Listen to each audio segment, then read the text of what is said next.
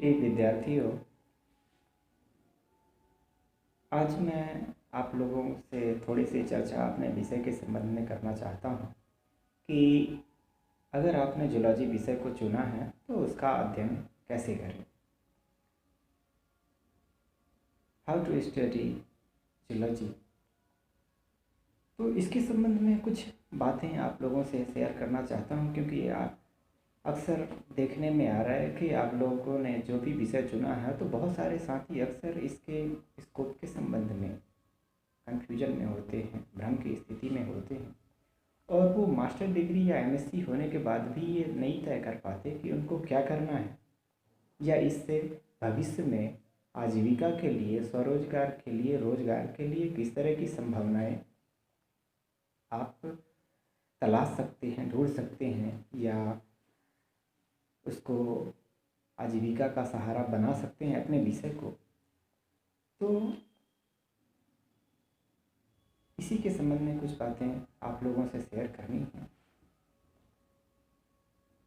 पहली बात ये है कि अगर आपने जूलॉजी विषय को चुना है, अब चूँकि आप लोग पिछले कई सालों से जीव विज्ञान के स्टूडेंट हैं, अगर वो पीजी स्तर पर अध्ययन कर रहे हैं तो 5 साल का उनका अनुभव होगा, और अगर आप अभी बीएससी में हैं तो निश्चित रूप से आपके भी 3-4 साल के अनुभव होंगे जूलॉजी को या जीव विज्ञान के अध्ययन को।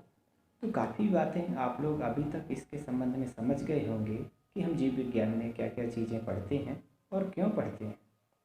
अब आगे स्पेशलाइजेशन में आपके जीव विज्ञान की शाखाएं बढ़ गई, पौधे अलग हो गए, माइक्रोबायोलॉजी अलग हो गया, जूलॉजी अलग हो गया। तो आपका जो जूलॉजी है उसकी भी अपनी विशेषताएं हैं, अपने उद्देश्य हैं, शिक्षण के अपने उद्देश्य हैं, उसको पढ़ने के और पढ़ाने के अपने उद्देश्य हैं। तो उम्मीद है आप लोग इस बात को अच्छे से समझ रहे होंगे। यदि आपने जीव विज्ञान में से इस विषय को चुना है, प्राणी शास्त्र को या जूलॉजी को चुना है, तो बहुत सोच विचार करके इस विषय को चुना होगा, और आप इसके परिचय को या इसके बाकी बातों को आप अच्छे से देखेंगे, समझेंगे। उसके तमाम बातों को मैं बहुत मोटी मोटी बातें करना चाहता हूँ कि एक जूलॉजी का स्टूडेंट कैसे जूलॉजी का अध्ययन करे। कुछ बातें मैंने जो नोट किया वो ये है कि आप जीव विज्ञान की परिभाषा अच्छे से देख लें, आप प्राणी शास्त्र की परिभाषा अच्छे से देख लें, और उसका महत्व क्या है, उसका कार्यक्षेत्र क्या है, और उसके संबंध में जो भी रोजगार की संभावनाएं हैं। क्योंकि अध्ययन या पढ़ाई पूरी करने के बाद निश्चित रूप से हमें आजीविका की ज़रूरत पड़ती है, हमें कोई ऐसा साधन चाहिए जिससे हमारी ज़रूरतों की पूर्ति होती रहे, हमें कोई रोज़गार मिले। तो ये है, पर फिर भी उसके पहले कुछ बातें हैं, उनमें से मैंने कुछ बातें नोटिस किया कि हमारे जो बच्चे हैं, जो स्टूडेंट्स हैं जूलॉजी के, उनमें जिज्ञासा की कमी है। तो ये एक महत्वपूर्ण बात है कि जूलॉजी का जो बच्चा है उसे जिज्ञासु होना चाहिए, उसके मन में नई चीज़ों को जानने के लिए जिज्ञासा हो, नित नए जिज्ञासाएं उसके मन में पैदा हो, चाहे सूक्ष्म जीवों को देख करके हो या प्लांट्स को या एनिमल्स को। अब चूँकि आप इसमें एनिमल्स पढ़ रहे हैं तो निश्चित रूप से आप जंतुओं के संबंध में जानने के लिए उत्सुकता होनी चाहिए। हमारा इतना बड़ा जंतु जगत है, प्राणी जगत है, और इसमें इतनी सारी चीज़ें जुड़ी हुई हैं कि आप अगर जानना चाहें तो आपके पास बिल्कुल भी फ्री टाइम नहीं होगा।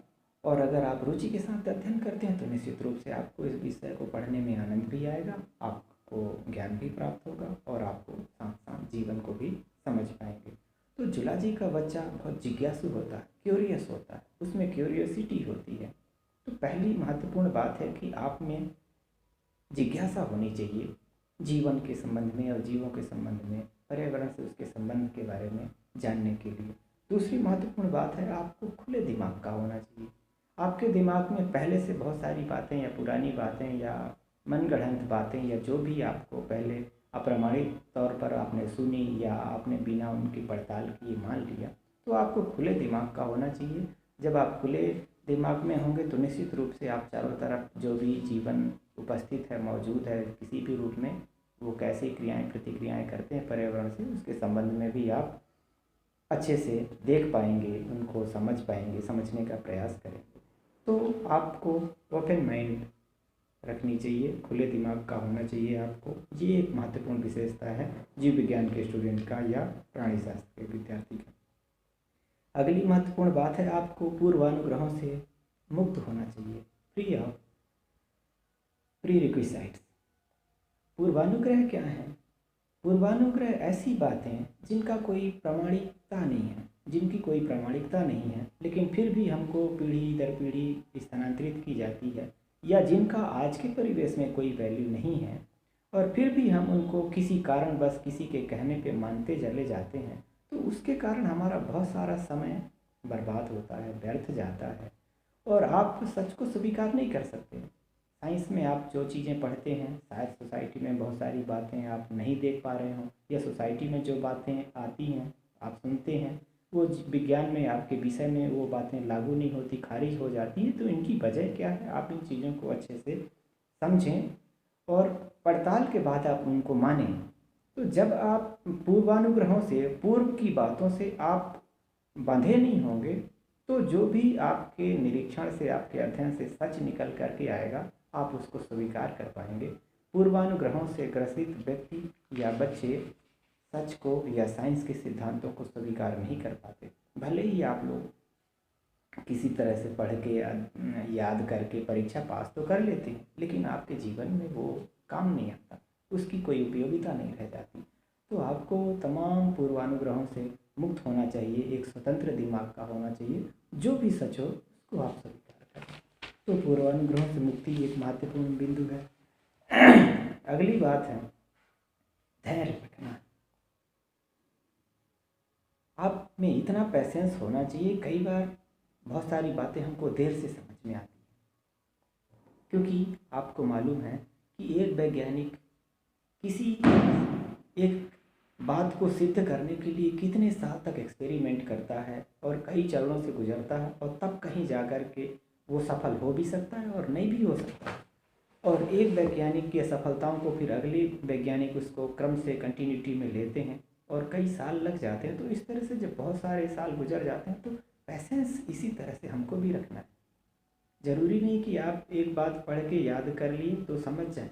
जिस एक लाइन की परिभाषा को, एक लाइन दो लाइन के सिद्धांत को वैज्ञानिक कोई देते हैं, उसको सिद्ध करने में वो जीवन गुजार देते हैं। तो जो जो एक दो लाइन के सिद्धांत जीवन भर की मेहनत का परिणाम होता है, उसको आप इतनी आसानी से बहुत नहीं समझ सकते।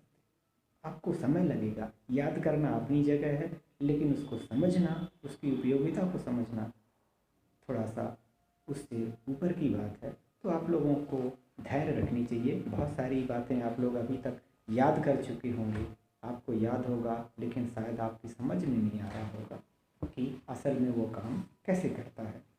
तो धैर्य रखें। अगली बात है सच की स्वीकार्यता। तमाम प्रयोगों के बाद जो भी निष्कर्ष आता है, हम उसको स्वीकार कर पाएँ, इतनी समर्थता हमें होनी चाहिए। और ये तभी संभव है जब आप खुले दिमाग के होंगे। जब आपके दिमाग में कोई पूर्वानुग्रह नहीं होगा, तो निश्चित रूप से आप सच को स्वीकार कर पाएंगे। आप इतने साहसी हों कि आप प्रकृति से जुड़ पाएँ। आप बहुत सारे बंधनों से, जो भी बातें अड़चनें अध्ययन के दौरान आती हैं, उनको तोड़ करके, मान्यताओं या किसी भी कारण से जो भी बातें आती हैं, आप उन चीज़ों को पीछे छोड़ करके अपने काम में इतने रत हों, इतने साहसी हों कि छोटी छोटी चीज़ों से आप अपने अध्ययन को ब्रेक ना दें, तोड़े नहीं, उसमें बाधा नहीं आए, और आप बड़े संकल्प के साथ कोई काम करें। तो आपको भी इस तरह से एक हिम्मती होना चाहिए, साहसी होना चाहिए। अगला है पैशन। जीव विज्ञान के स्टूडेंट में विज्ञान को पढ़ने के लिए, समझने के लिए, नई चीज़ों को जानने के लिए एक जुनून होना चाहिए।